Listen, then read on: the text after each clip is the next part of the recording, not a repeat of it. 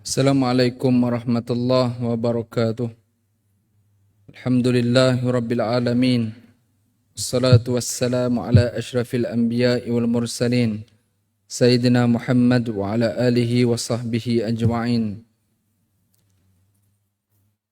Alhamdulillahilladzi ja'alana muslimin wa razaqana minat tayyibat. Ashhadu wa nashhadu an la ilaha illallah wa anna Muhammadan abduhu wa rasuluh. Allahumma salli wa sallim wa barik ala sayyidina wa habibina al-Mustafa Rasulillah sallallahu alaihi wasallam wa ala alihi wa ashabihi wa man da'a bi da'watihi wa man istanna bi sunnatihi ila yaumiddin.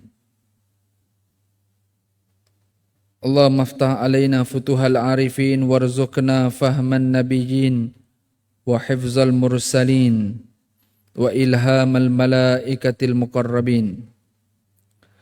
Wa sallallahu ala sayyidina Muhammad wa ala alihi wa sahbihi ajma'in. Walhamdulillahi rabbil alamin. Al-Fatihah. A'udzu billahi minasy syaithanir rajim. Bismillahirrahmanirrahim. Alhamdulillahi rabbil alamin. الرحمن الرحيم مالك يوم الدين إياك نعبد وإياك نستعين اهدنا الصراط المستقيم صراط الذين أنعمت عليهم غير المغضوب عليهم ولا الضالين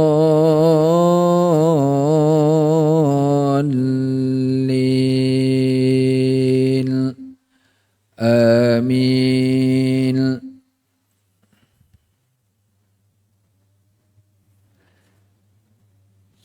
Alhamdulillah, puji syukur pada Allah Subhanahu wa taala. Allah memberikan kesempatan kepada kita malam ni untuk bukan sekadar solat maghrib berjamaah, tapi kesempatan kita adalah boleh terus kekal duduk dalam masjid menanti masuknya waktu isyak. Dan dengan manfaat setengah jam tuan-tuan bersama dengan saya malam ni, insya-Allah kita nak buat sikit ulang kaji berkaitan dengan kisah Bani Israel yang ada pada zaman para nabi.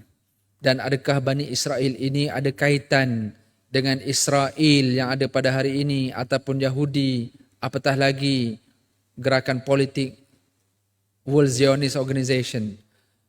Jadi perbincangan setengah jam kita adalah perbincangan yang kritikal pada malam ni. Jadi sesuai atau tidak, maka perkara ini mungkin kalau kita dah tahu pun kita sekarang nak ulang kaji sama-sama.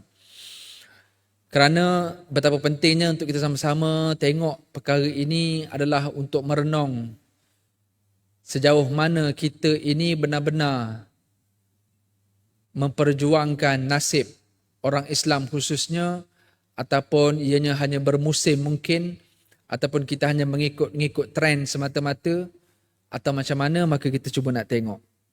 Dan matlamat objektif juga perbincangan setengah jam kita malam ni, antaranya adalah untuk kita nak nilai benarkah seandainya kita melihat ada video-video orang-orang Yahudi hari ini yang berkemungkinan mereka tidak bersetuju dengan apa yang dilakukan oleh Zionis.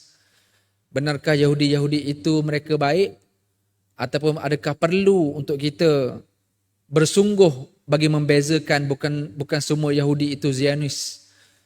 Bersungguh kita untuk nak membezakan mereka dan seumpamanya, kita akan bincang sama-sama malam ni. Namun yang paling utama tuan-tuan sekalian, perbincangan kita mestilah berkisar kepada sejarah asal dulu yang ada di kalangan Bani Israel yang merujuk kepada keturunan ataupun anak-anak Nabi Yaqub alaihissalam.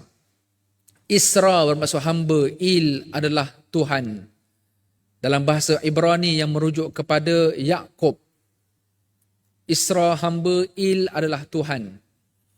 Dan itu adalah kata ganti nama ataupun referensnya adalah Yaqub alaihissalam. Adapun Bani bermaksud anak ataupun anak-anak yang merujuk kepada keturunan Nabi Yaqub alaihissalam yang memiliki 10 orang anak dengan 2 isteri yang berbeza. 12 orang anak dengan 2 isteri yang berbeza. 10 orang anak yang pertama menerusi isteri yang pertama iaitu Rubin, Syama'un, Lawi, Yahuza, Zabulun, Yasakar, Dan, Jad, Ashir, Naftali. Ini 10 anak yang pertama. Adapun 2 anak daripada isteri yang kedua iaitu Yusuf, yang juga dikenali sebagai Nabi Yusuf alaihissalam, dan juga Bunyamin.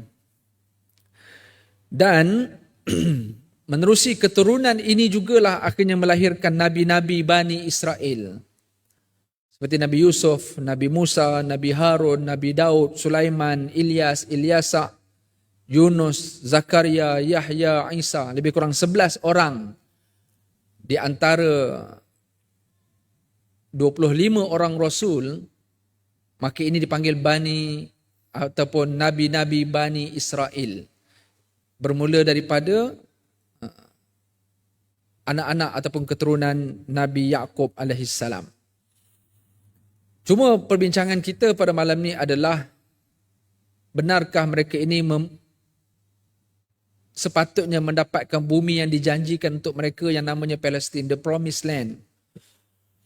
Apa kaitan Bani Israel yang berada di Palestin dengan Bani Israel yang berada di Mesir, yang ada pada zaman Nabi Musa, yang kisahnya terlalu banyak diceritakan? Majoriti kisah-kisah Bani Israel dalam Al-Quran menerusi suratul Baqarah, suratul A'raf, surah Al-Qasas, surah Al-Anbiya, surah Taha.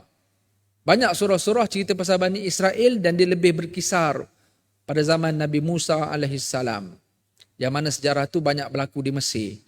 Apa kaitan pula Bani Israel di Mesir dengan Bani Israel daripada Palestin? Dan kenapa Israel sekarang ni mereka nak Palestin, mereka bukan nak Mesir?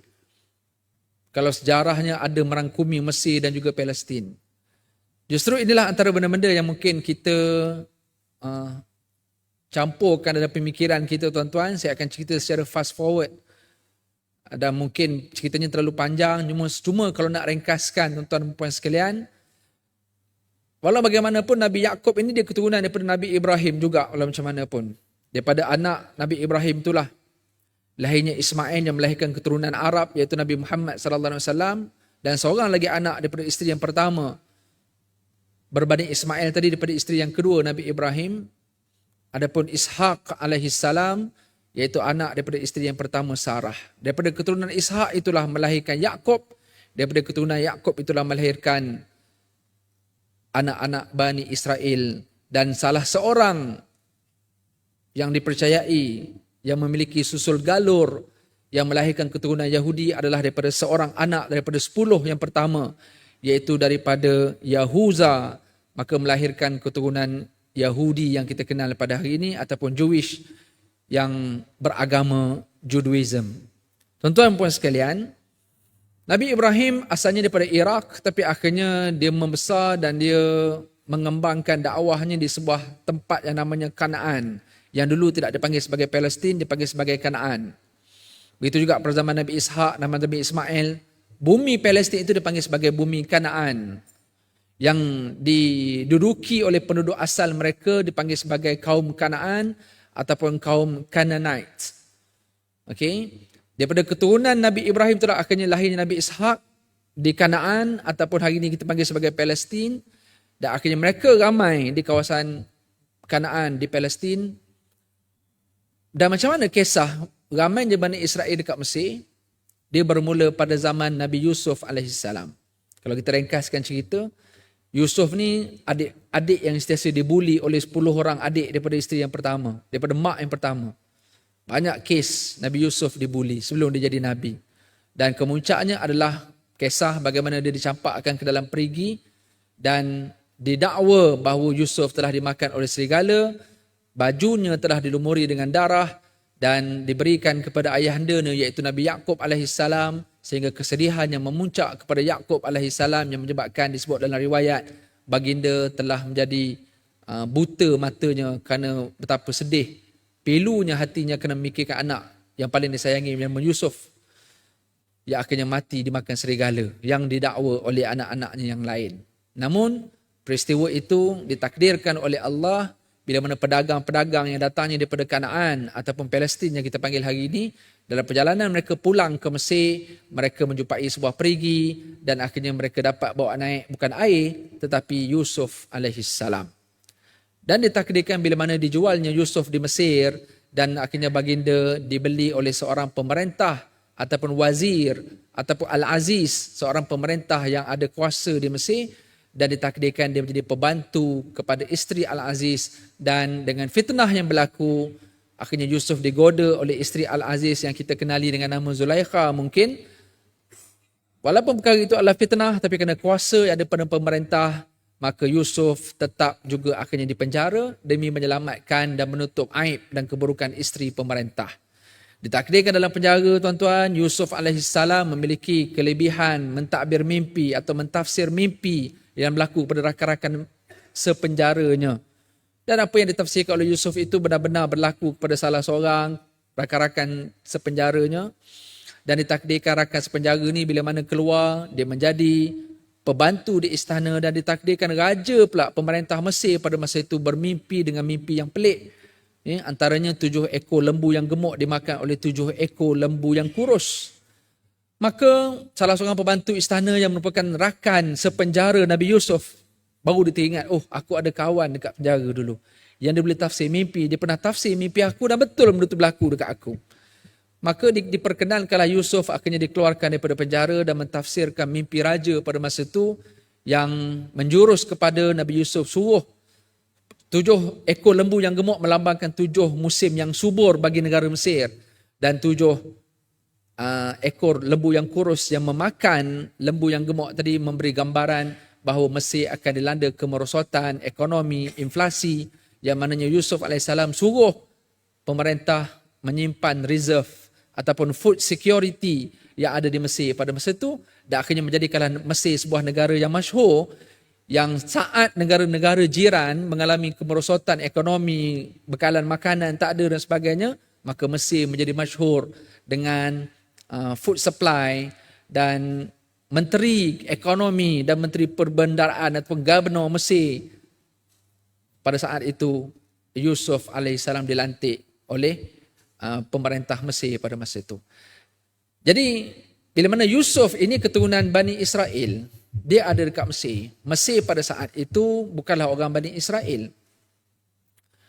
Apa yang berlaku, tuan-tuan, di Palestin antaranya lah orang-orang Kanaan mula datang ke Mesir untuk memohon pertolongan dan bantuan ke Mesir.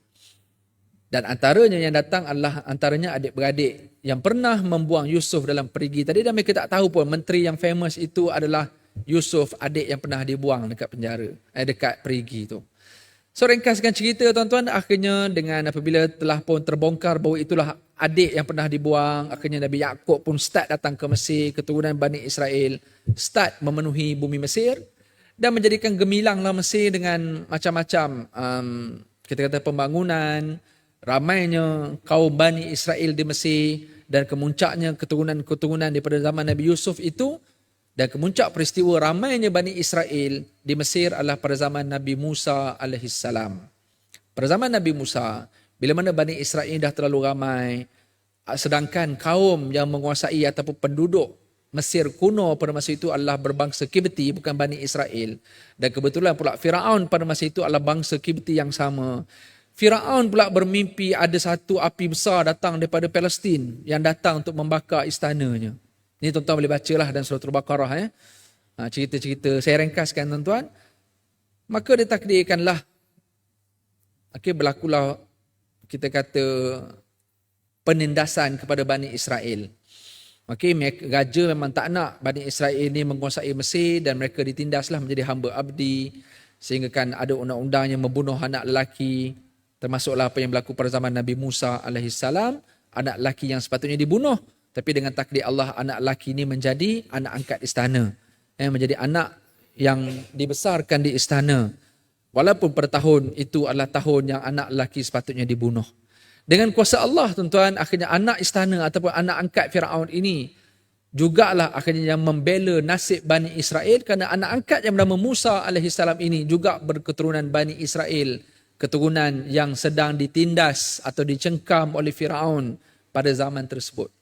Dan dengan takdir, saya ringkaskan, dengan takdir Musa alaihissalam, dalam cerita yang panjang, bila ditakdirkan dia menjadi Nabi, sesudah dia melarikan diri daripada Mesir dalam peristiwa seorang bangsa Kipti yang pernah terbunuh, Nabi Musa yang akhirnya rupanya yang membunuh Kipti itu, dan akhirnya Nabi Musa melarikan diri ke Madian yang merupakan bumi Jordan mungkin pada saat ni. Ketika itulah dia berkahwin dengan anak Nabi Shu'aib, dan saat dia pulang balik ke Mesir, dia dilantik menjadi Nabi. Dan diringkaskan cerita, pada saat itulah bila dia start jadi Nabi, kemuncak pemberontakan Firaun kepada Bani Israel, pada saat ahli-ahli sihir, ahli-ahli nujum Firaun pun akhirnya beriman kepada Musa AS dalam peristiwa kekalahan pertandingan sihir antara ahli-ahli sihir yang ramai di kalangan Kipti dan juga Nabi Musa AS dalam peristiwa ular besar yang memakan ular kecil itu. Jadi kemuncaknya tuan-tuan, Bani Israel semuanya nak dihapuskan di Mesir. Akhirnya Nabi Musa diperintahkan oleh Allah untuk bawa Bani Israel keluar daripada Mesir untuk menuju semula ke negeri mereka ataupun negara asal tanah tumpah air mereka, iaitu bumi Palestin ataupun bumi Kanaan pada masa itu. Tuan-tuan sekalian, rekod dalam cerita yang panjang ni tuan-tuan, kalau tuan-tuan cuba buat ulang kaji, ingat-ingat balik, kita revise balik. Bani Israel ni, dia adalah satu bangsa yang tidak mengenang jasa dan tidak mengenal nikmat. Okey, dan Allah bila sebut saja Bani Israel, kisah dalam Al-Quran, banyak ayat yang mengingatkan Bani Israel. Allah perintahkan mereka untuk ingat nikmat yang Allah bagi dekat mereka sangat banyak. Ya Bani Israel, uzkuru ni'mati allati an'amtu alaikum wa anni faddaltukum 'alal alamin. Wahai Bani Israel, ingat nikmat aku bagi dekat engkau banyak. Dan kami telah lebihkan engkau dan juga nenek moyangmu daripada sekalian alam. Banyak sangatlah keistimewaan Bani Israel. Antara keistimewaan mereka tuan-tuan dalam cerita tak kala mereka nak balik ke Palestin ataupun bumi Kanaan pada masa itu. Belum lagi disebut Palestin. Saat itu tuan-tuan ada macam-macam cerita lah. Antara cerita yang terbesar, saat mereka dikejar oleh Firaun, akhirnya mereka berada di depan Laut Merah yang sempadan antara Mesir dengan Palestin hari ini. Ada laut yang besar dipanggil Laut Merah.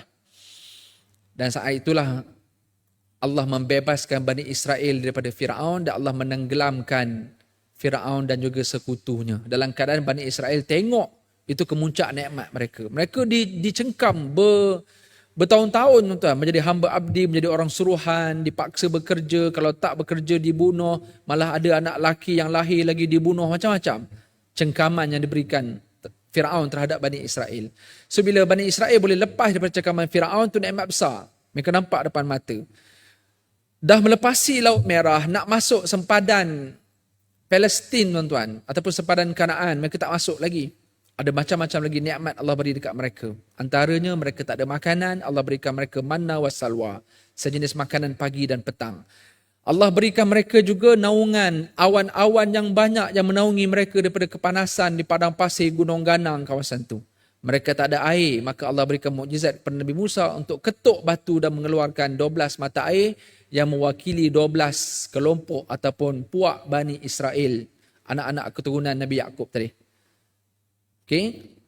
Fanfajarat min husnata asyrata aina. Nak bagi tahu tuan-tuan, walaupun mereka ni satu keturunan, tapi 12 keturunan ini mereka akan duduk pada keturunan yang sama. Mereka tak boleh campur. Sehingga kan dalam peristiwa laut terbelah pun, laut itu terbelah kepada 12 belahan. Ketika peristiwa batu yang diketuk oleh Nabi Musa pun yang mengeluarkan air daripada celah batu tu, qad alima kullu unasim, setiap kelompok Bani Israel 12 orang tu, setiap kelompok mereka akan tahu punca air mereka. Maknanya dia orang tak boleh campur. Sama-sama dia pun tak boleh campur tuan-tuan. Tak boleh. Ini nak kata Bani Israel punya dahsyat. Zaman tu lagi. Jangan katakan Israel sekarang, zaman Bani Israel lagi dah dahsyat. Mereka memang tak boleh campur orang. Keturunan yang sama pun tak boleh nak campur. Tuan-tuan sekalian, bukan sekadar dapat nikmat makan, minum dan sebagainya. Apa yang berlaku? Betapa mereka ni sangat kufur kepada Allah, walaupun dah nampak Firaun dan sekutu yang selama ini menjadi ancaman terbesar kepada mereka dah mati depan mata. Nikmat makan minum dapat, air dapat, awan pun lindungi mereka. Apa yang berlaku tuan-tuan? Saat Nabi Musa meninggalkan mereka selama 40 hari, 40 malam untuk menerima kitab Taurat yang menjadi panduan kepada mereka. The Ten Commandments, antara arahan atau perintah untuk jadi panduan Bani Israel, nak bagi diorang jadi elok. Sebab diorang ni perangai pelik-pelik. Baru tinggal 40 hari sahaja daripada bertahun-tahun mereka ini dicengkam Firaun, mereka dah selamat dengan adanya Musa AS. Nabi Musa tinggal sekejap sahaja, mereka akhirnya menyembah patung anak lembu. Apa yang berlaku tuan-tuan bila menyembah patung anak lembu? Allah perintahkan Nabi Musa suruh mereka bertaubat dengan cara bunuh diri. Secara tak langsung tuan-tuan tengok Allah sendiri nak hapuskan Bani Israel. Sebab mereka merupakan satu bangsa yang memang cukup terkenal dengan kedegilan mereka. Allah suruh mereka bertaubat dengan cara bunuh diri mereka. Faqtulu anfusakum. Macam kalau Jepun, diorang pun mungkin ada kot. Kalau zaman samurai mereka ada apa? Bushido, apa tu? Siapa yang buat salah, dia ada hukuman pakai baju putih bunuh diri tu. Kan? Mana siapa buat salah, bunuh dirilah. Itu syariat Bani Israel yang diadaptasi oleh orang Jepun. Tuan-tuan. Syariat itu tidak ada pada zaman Nabi Muhammad SAW. Siapa yang buat dosa bertaubat sahaja. Minta ampun sungguh-sungguh, tak nak ulang. Hina dengan dosa. Kembalikan hak orang yang dizalimi. Itu cara taubat. Syariat Nabi Muhammad. Adapun syariat Bani Israel, mereka kena bunuh diri. Tuan-tuan, ditakdirkan ada Bani Israel yang tak terbunuh lah. Maknanya ada yang tak sembah anak lembu atau ada yang selamat yang tidak terbunuh dalam peristiwa taubat mereka tu. Apa yang berlaku tuan-tuan? Akhirnya Nabi Musa bawa Bani Israel yang baik-baik ni lah. Mana yang terselamat daripada pembunuhan ni. Bawa naik ke Bukit Tursina untuk memohon taubat sekali lagi kepada Allah terhadap apa yang mereka dah buat. Degilnya Bani Israel tuan-tuan, walaupun yang tinggal ni yang baik-baik. Dia boleh kata apa kepada Nabi Musa? Wa iz qultum ya Musa lan nu'mina laka hatta narallaha jahrah. Wahai Musa, kami tak akan beriman kepada Tuhan kau melainkan kami nak tengok Tuhan ni betul-betul depan mata kami. Live depan mata baru kami beriman. Sedangkan ni tuan-tuan ada macam-macam kisah dah ni. Zaman Mesir macam mana laut depan mata terbelah, mereka selamat, laut tu cantum balik. Macam-macam nikmat dia orang dapat. Tapi ni boleh tak percaya lagi dengan Allah. Dia kata kami nak tengok Allah depan mata baru kami percaya. Apa yang berlaku tuan-tuan? Allah tak cakap banyak. Fa'akhazatkumus sa'iqatu. Allah sambar terus mereka dengan peti, dengan kilat. Akhirnya mereka mati. Tuan. Bani Israel dihapuskan semuanya oleh Allah. Tapi Nabi Musa minta dengan Allah, wahai Allah, kalaulah engkau hapuskan semua Bani Israel, kalau yang baik-baik ni pun macam mana aku nak menyambung keturunan dan juga dakwah. Akhirnya disebut dalam surah Al-Baqarah, summa ba'asnakum min ba'di mautikum. Antara nikmat Bani Israel lagi selain daripada nikmat yang kita sebutkan tadi, antara nikmat mereka adalah mereka dihidupkan setelah mereka dimatikan. Bukannya mati yang bunuh diri tadi, yang taubat tadi, ni mati yang nak tengok Allah ni, Allah sambar dengan peti, as-sa'iqah, sambar dia orang straight forward. Mereka mati semua. Dan ada jugalah beberapa teori-teori tuan-tuan, Bani Israel ni masa mereka naik puncak Tursina, bila Nabi Musa suruh sujud taubat kepada Allah. Saya ada bacalah beberapa teori masa saya buat dokumentari dulu. Mereka ni walaupun mereka sujud, tapi mereka angkat kepala mereka sikit, mereka nak mengintai Nabi Musa ni bercakap dengan siapa. Sebab selama ni mereka tahu Musa ni, dia boleh bercakap dengan Allah. Wa kallamallahu Musa taklima. Dia orang tahu. Musa ni boleh cakap dengan Allah. Maknanya bila dia dengar Nabi Musa bercakap, dia orang tak dengar suara Allah, tapi dia tahulah Nabi Musa sedang berdialog. Macam kita bercakap dalam telefon lah. Maknanya kita boleh recognize orang ni tengah cakap dengan seseorang. Bani Israel yang tengah sujud minta ampun ni pun mereka cuba dongak walaupun tengah sujud, dia cuba menjeling kepada Musa yang sedang bercakap nak tengok Allah. Dan ada beberapa teori Bani Israel pada hari ini tuan-tuan. Wallahu a'lam, ada yang kata mereka saat mereka membaca kitab Talmud ataupun Taurat yang telah diubah, saat mereka baca kitab tu sama ada di dinding ratapan di Wailing Wall tu, ada part-part yang mereka baca dalam keadaan mereka kenyekkan mata macam tu. Yang melambangkan kisah Bani Israel saat mereka nak tengok Allah. Wallahu a'lam lah. Saya pernah ada pengalaman duduk betul-betul di sebelah Yahudi Ortodoks di Wailing Wall, di dinding ratapan tu, ataupun dipanggil juga sebagai Western Wall, dinding sebelah barat Masjid Al-Aqsa ataupun sebelah kanan Masjid Al-Aqsa. Setakat pengamatan saya belum nampak lah mereka kenyek-kenyek mata tu, sebab saya pun duduk itu sekejap je. Tapi nak kata mereka bacalah kitab Taurat yang telah diubah menjadi Talmud yang didoktrin oleh rabai-rabai mereka sendirilah. Cuma nak bagi tahu tuan-tuan, Allah Subhanahu Wa Taala bagi peluang kat Bani Israel ni sangat banyak. Dan kalau kita kata nak mudah ceritanya, Allah bukan Nazi saja yang nak hapuskan Yahudi tuan-tuan dalam peristiwa Holocaust tu. Kalau cerita kisah, tengok pasal kisah Bani Israel ni, Allah nak hapuskan mereka kalau boleh. Sebab kedegilannya ada pada Bani Israel. Kalau tuan tengok cerita surah Al-Baqarah, kenapa nama surah Al-Baqarah? Kedegilan Bani Israel, akhirnya Allah buat satu surah namanya surah lembu ataupun sapi betina. Apa kisah sapi betina ni? Juga ada kaitan dengan Bani Israel. Surah Al-Baqarah ni surah kedua dalam Quran yang selalu kita baca ni.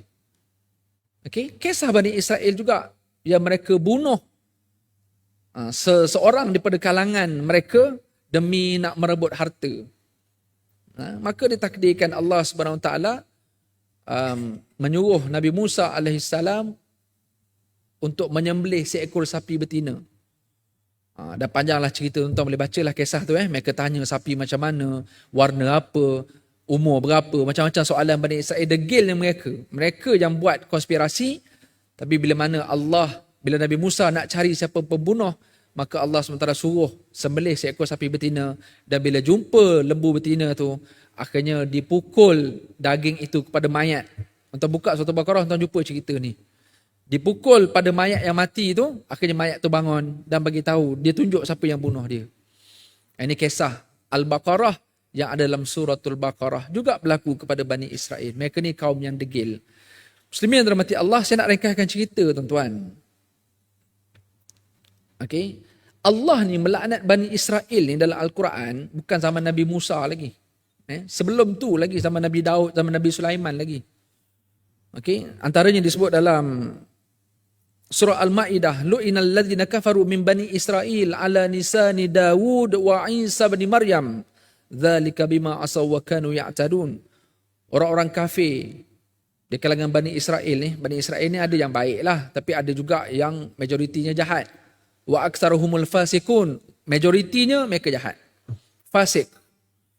Mereka ni dilaknat dalam Zabur, iaitu dilaknat oleh Nabi Daud alaihissalam. Mereka juga dilaknat dalam Injil, iaitu dilaknat oleh Nabi Isa alaihissalam. Sebab apa? Asaw wa kanu ya'tadun, sebab mereka suka derhaka, mereka suka bermusuh. Ya'tadun ni lebih spesifik, maksud ya'tadun dia suka menceroboh. Ini maksud, kalau nak tahu prinsip ataupun personality, karakter Bani Israel. Dia suka ambil hak orang, dia suka tindas, dia suka lawan, dia suka derhaka, dia suka menceroboh. Ya'tadun. Dan kemuncak cerita Bani Israel, walaupun mereka ada banyak nabi-nabi Bani Israel, majoriti nabi-nabi mereka dibunuh oleh mereka sendiri. Wa yaqtuluna an-nabiyyuna bighairil haqq. Mereka bunuh nabi-nabi mereka tanpa sebab. Ini Bani Israel. Tuan-tuan muslimin yang dirahmati Allah, soalan saya yang saya nak tanya daripada awal tadi adalah, perlukah kita nak membezakan Yahudi, Zionis, dan apa kaitan dengan Israel ataupun Bani Israel? Yahudi ni, mereka di kalangan Bani Israel. Dan Bani Israel bukan semuanya Yahudi lah. Okay, itu Bani Israel yang asal. Yang mak mereka Yahudi, bapa mereka Yahudi, maka melahirkanlah keturunan Yahudi. Tetapi dalam protokol terbaru Yahudi, apabila mereka semakin sikit, mereka semakin pupus, maka mereka ubah susul galur keturunan mereka. Tak perlu mak bapak Yahudi, mak Yahudi pun anak-anak boleh jadi Yahudi. So apa yang berlaku, akhirnya mereka utuslah perempuan-perempuan di kalangan Yahudi ini untuk pergilah ke merata negara Eropah, Republik Czech, Lithuania, Poland, Rusia, Jerman. Akhirnya mereka nak supaya perempuan-perempuan mereka ni melakukan hubungan dengan orang-orang di Eropah dan menjadikan ramainya Yahudi di Eropah. Tuan-tuan yang dirahmati Allah sekalian, dan Yahudi inilah yang dipanggil masuk ke bumi Palestin hari ini. Di offer mereka dengan kerakyatan, dan kebanyakan mereka ada dua pasport lah. Ada yang ada pasport Jerman, ada yang pasport Poland, tapi ada pasport Israel juga. Tuan-tuan yang dirahmati Allah, saya nak ringkaskan, perlu tak kita bezakan Yahudi dengan Zionis? Yang hari ini orang nak tengok, ada banyak video-video ortodoks yang mereka Ya, yang paling latest mungkin hari ini nampak dia orang sendiri diserang oleh Zionis, oleh tentera Zionis. Okey, adakah betul dia orang ni baik? Perlu kita nak beza. Contoh macam kita katalah, komunis, tentang orang komunis ni, semua jahat ke? Ada tak yang baik? Jawapannya ada, komunis yang baik. Tapi adakah segelintir komunis yang baik ni kita nak kata komunis ni baik? Okey. Buktinya tuan-tuan buka research je lah. Research yang dibuat oleh mereka sendiri di Amerika, antaranya Pew Research Center. Pew Research Center ni di Amerika lah dan dia ditaja juga oleh Israel lah. Pew Research Center beritahu apa tuan-tuan? 98% Yahudi mereka percaya mereka perlu 98% ni Yahudi dalam dunia, maknanya merata-rata Yahudi yang ada dalam dunia ni, mereka buat kajian di Pew Research Center, 98% mereka Yahudi ni semua setuju mereka berhak diberi satu hak yang namanya aliyah. Aliyah ni iaitu hak untuk menduduki Palestin. Ataupun mereka kata ini bumi dia orang. Sedangkan mereka tak ada kaitan pun dengan bumi tu. Kalau tuan-tuan tengok kisah Bani Israel, saya kembali balik kepada kisah masa Nabi Musa nak bawa dia orang masuk ke Palestin, masuk ke Kanaan. Bani Israel tuan-tuan, dia orang tak nak masuk Kanaan sebenarnya. Dia orang tak nak masuk. Kalau betul lah ni negara asal dia orang daripada keturunan Nabi Yaakob, keturunan Nabi Ibrahim dulu memang berasal daripada Kanaan ataupun hari ini dipanggil sebagai Palestin. Bani Israel yang dah duduk dekat Mesir bila mana mereka diperintahkan balik ke Palestin, mereka tak nak masuk sebenarnya. Apa dialog yang dia orang cakap kepada Nabi Musa saat Nabi Musa nak bawa masuk Palestin, bawa masuk Bani Israel? Mereka kata apa? Izhab anta wa rabbuka faqatila inna hahuna qa'idun. Saat mereka nak masuk tu, Kanaan ni ada penduduk asal, namanya orang Kanaan lah, dipanggil Canaanite dalam bahasa Inggeris. Mereka ni orang kuat-kuat dan mereka penduduk asal. Mereka agresif. So Bani Israel daripada Mesir ni, mereka ni pun kuat-kuat juga. Lama bekerja dengan Firaun tuan-tuan. Pekerjaan mereka pula jenis pekerjaan yang bina badan punya pekerjaan. Mereka kata, wahai Musa, engkau masuklah Palestin dengan Tuhan engkau. Kau masuklah ke bumi Kanaan dengan Tuhanmu, kami nak stay kat sini. Inna hahuna qa'idun. Kami stay sini, engkau settlekan dulu dengan Tuhan engkau, settle kaum Kanaan ni tak ada, baru kami masuk. Ni kaum Bani Israel. Bermaksud Israel teruk lagi lah tuan-tuan. Keturunan asal mereka yang ada kitab itu pun lawan, degil banyak dengan Nabi. Dan dalam rekod itu disebabkan mereka tak nak masuk ke Palestin. Kalau mereka kata ni bumi yang dijanjikan untuk mereka dalam sejarah tuan-tuan, disebabkan mereka tak nak masuk, mereka suruh Nabi Musa sendiri yang masuk settlekan dulu Kanaan. Allah sebut dalam surah Al-A'raf, mereka ni akhirnya disesatkan oleh Allah selama 40 tahun. Mereka tak boleh masuk Baitul Maqdis. Mereka tak boleh masuk Kanaan. Mereka tak boleh masuk Palestin. 40 tahun. Akhirnya generasi mereka makin hilang lah. Dan yang tinggal akhirnya yang elok-elok. Dan akhirnya mereka itulah yang akhirnya dapat masuk ke Palestin bersama dengan Yusha' bin Nun. Saat itu Nabi Musa dah wafat. Maka pengikut setia Nabi Musa yang bernama Yusha' bin Nun, yang juga dikaitkan dengan kisah ketika Nabi Musa mencari Nabi Khidir dalam Suratul Kahfi itu.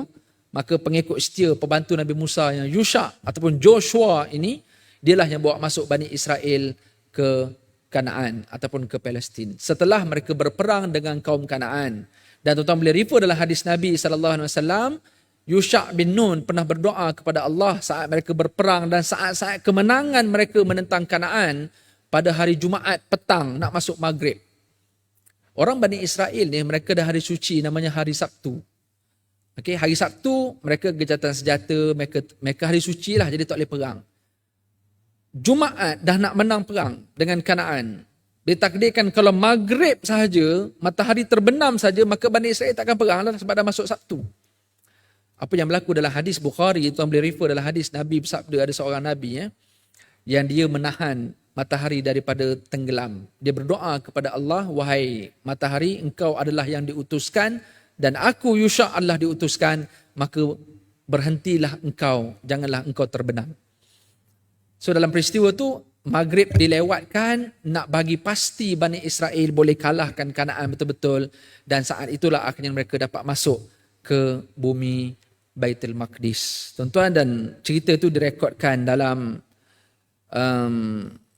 ayat 58 surah Al-Baqarah, wa iz qulna dkhulu hadhil qaryata fakulu minha haitsu syi'tum ragada wadkhulul baba sujjada. Okey, dan kenangkanlah ketika kami berfirman kepada Bani Israel, masuklah kamu ke bandar ini yang bermaksud Kanaan ataupun Palestin ataupun Baitul Maqdis.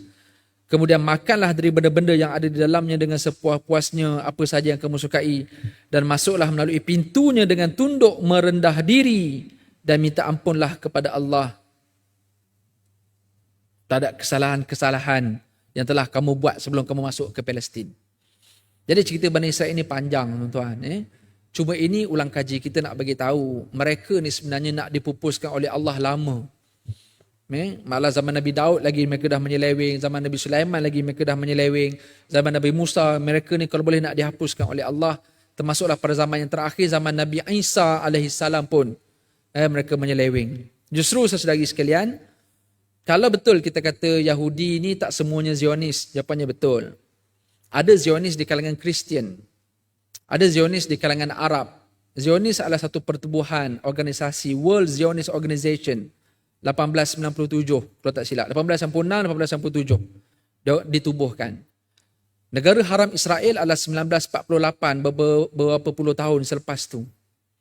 Zionis adalah gerakan doktrin atau gerakan politik yang tidak semestinya Yahudi dalam tu. Sekalipun Yahudi bukan semuanya menyokong Zionis, tapi adakah mereka baik?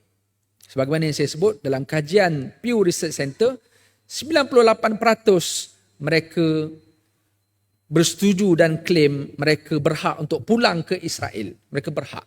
Walau siapa pun mereka, kerakyatan negara mana pun, mereka berhak untuk duduk di Israel. Maknanya, settlement rumah-rumah yang orang Palestin dah dihalau keluar, rumahnya masih kosong, yang abandon hari ini.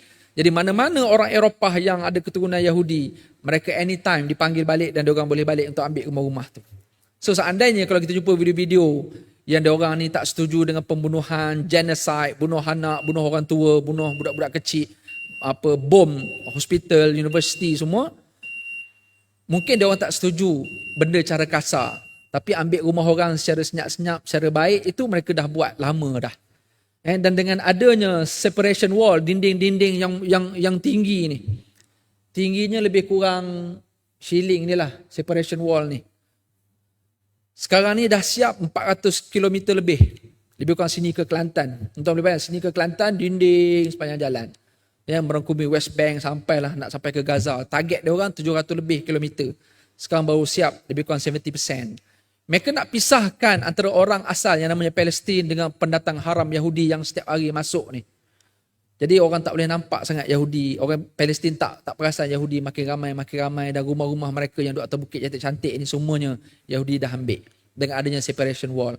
Dan separation wall ni dah memberikan tekanan kepada orang-orang Palestin sampai hari ini. Sebab apa tuan-tuan? Sebab dia orang hanya diberikan beberapa pintu-pintu kecil saja dekat dinding-dinding ni. Yang hanya dibuka tak sampai setengah jam. Yang kadang-kadang orang Palestin dia nak keluar untuk urusan kehidupan harian dia. Dia perlu beratur berjam-jam demi untuk keluar daripada separation wall yang berjarak 2-3 km je. Tapi dia kena beratur 3-4 jam. Yang kalau dia keluar daripada separation wall, yang belum tentu dia boleh balik-balik. Ini yang berlaku tuan-tuan. Sepanjang tahun kalau kita nak tahu.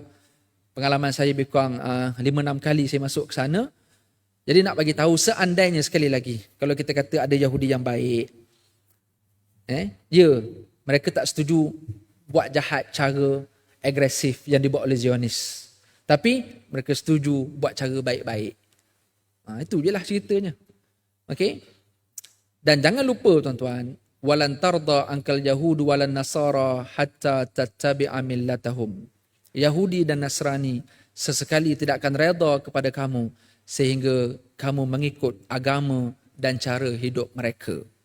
Okey, penghujung surah Al-Baqarah Allah bagi tahu spesifik Yahudi dan Nasrani. So sekalipun kita tengok negara-negara luar Eropah buat demonstrasi, tidak menyokong, mengecam, mengutuk apa yang dibuat oleh Zionis, sekalipun orang-orang Kristian ni mereka tak setuju cara itu, tapi mereka tetap memerangi Islam dengan cara yang tersendirilah. Kalau tidak dengan cara kasar, dengan cara lembut, dengan perang saraf, dengan budaya, dengan muzik, dengan hiburan, dengan sistem ekonomi, mereka tetap tidak akan setuju dengan Islam.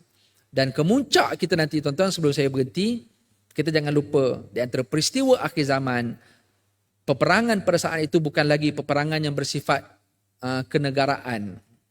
Okey, peperangan pada saat itu adalah bersifat peperangan antara agama, Islam dan juga kufar.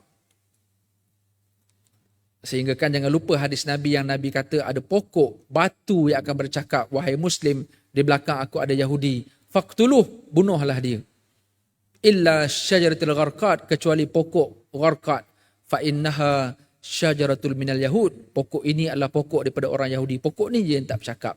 Dan pokok inilah yang sedang mereka kempenkan di Israel sekarang, save the gharqad. Mereka tanam besar-besaran sebab mereka percaya dengan hadis Nabi SAW. Dan kita yakin tuan-tuan pada saat itu Imam Mahdi akan keluar dan Islam akan menang. Dan selepas itu pula turun pula peristiwa akhir zaman yang besar, keluarnya Dajjal. Dan saat itu Nabi Isa pula akan turun di Syria dan akan masuk ke Palestin dan membunuh Dajjal. Juga berlaku di bumi Palestin. Maka sebab itu tuan-tuan, isu Palestin ini bukan isu negara. Dia adalah isu akidah. Maka mempertahankan Palestin adalah mempertahankan akidah. Dan kita kena ingat, mereka ni keturunan demi keturunan sampai kiamat, mereka akan mempertahankan Palestin. La tazalu ta'ifatun min ummati, kata Nabi, akan ada satu kelompok daripada umat aku yang mereka ni diganggulah macam mana pun, diancamlah macam mana pun, mereka akan terus berjuang sampai kiamat. Ini tuan boleh tengok dalam hadis Bukhari, dalam hadis Ibnu Majah, Nabi beritahu tentang ada pejuang-pejuang yang akan terus mempertahankan akidah umat Islam dan mempertahankan negara mereka. Tuan-tuan dan puan sekalian, saya rasa tu je lah kot nak cerita pada malam ni.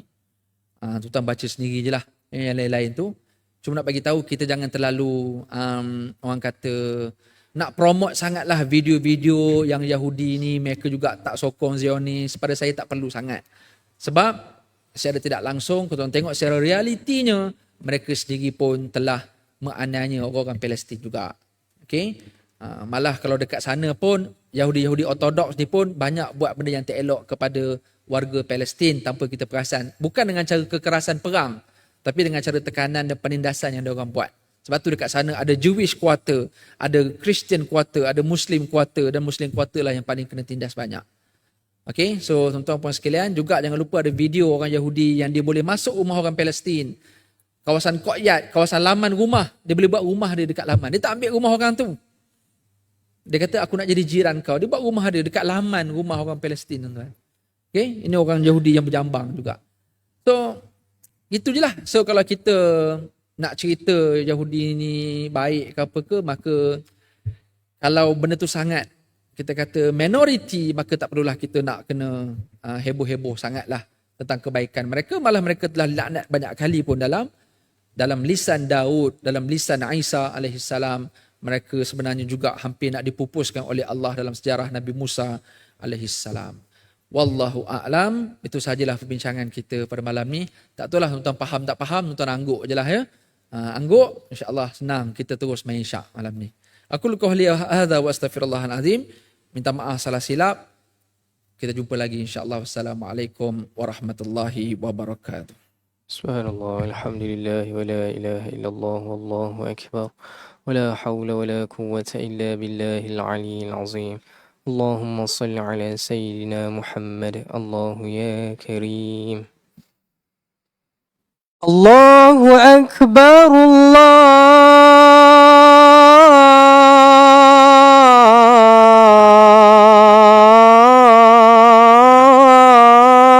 Allahu Akbar. Allahu Akbar,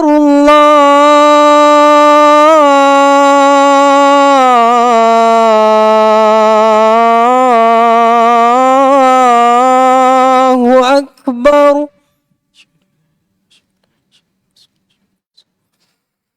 Ashhadu an la ilaha illallah.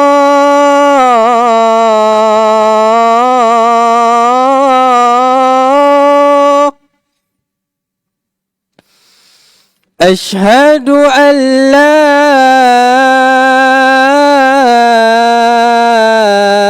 ilaha illallah. الله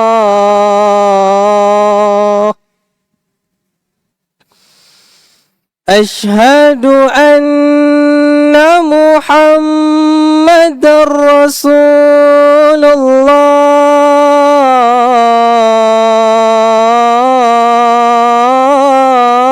الله أشهد أن محمد رسول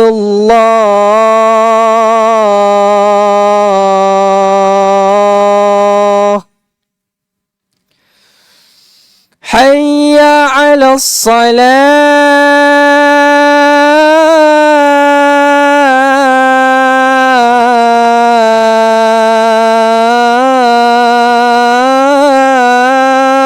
الصلاة حي على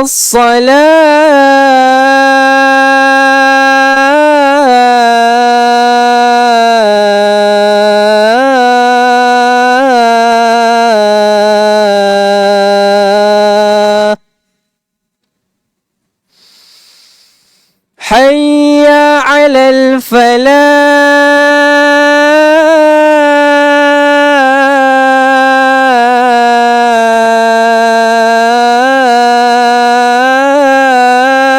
الفلاح حي على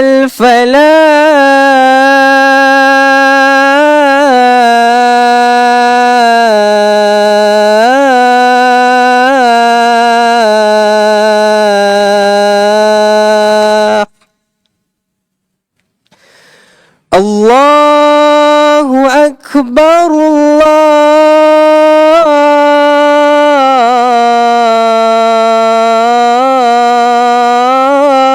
الله أكبر لا